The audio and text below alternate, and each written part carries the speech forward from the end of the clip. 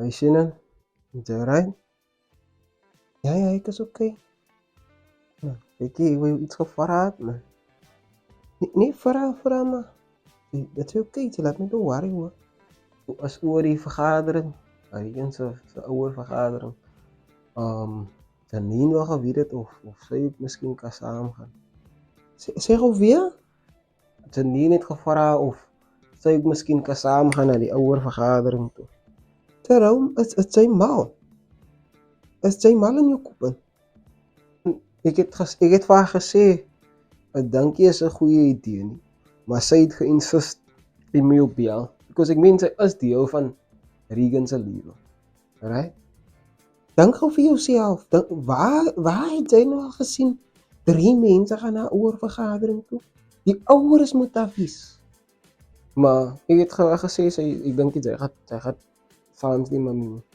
Niemand, dis mos nou 'n klap in die gesig. Wat dink jy nou van my? As ek nou so 'n slegte ma, dat ek nie na my eie kind se oorvergadering toe kan gaan nie. En ek het niks teen aan jou en jou meisie nie, maar sy's nou besig om my 'n bietjie kwaad te maak, hoor. Sy's nou besig om my 'n bietjie te irriteer. En as jy nie meer van my kan kwaad nie, ek kan ons maar los, dan sal ek self 'n wy maak.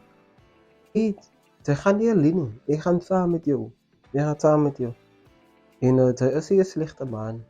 Ek wil hê my verhouding met Janine moet nou vir jou laat voel dat sy 'n slegte man is. Sy is 'n goeie man. En kyk hoe sy nou vir Regan soveel groot gemaak. Ek en sy saam, so moenie hy in jou kop in kry nie, man. Nee, maar Jerome, dink gou vir jouself. Dink gou vir jouself. As daar iemand anders nou saam met my, as daar iemand anders in my lewe was. As daar iemand anders. Ek maak net 'n voorbeeld as niemand nie, maar as iemand anders nou in my lewe was. Nee. En dan hy gaan nou saam met my na die ouer vergadering toe. Hoe sal jy gevoel het? En ek verstaan wat jy bedoel. Ek kan alleen na die ouer vergadering toe ook gaan. As jou meisie nou nie gemaklik is aan nie, as sy nou nie lekker voel daaroor nie. Nee man, ek sal vir explain, ek sal jou optel. Alright, sien jou. Bye. Alright, ek gaan jou sien. Ek gaan jou optel. Okay, bye. Mate, wag.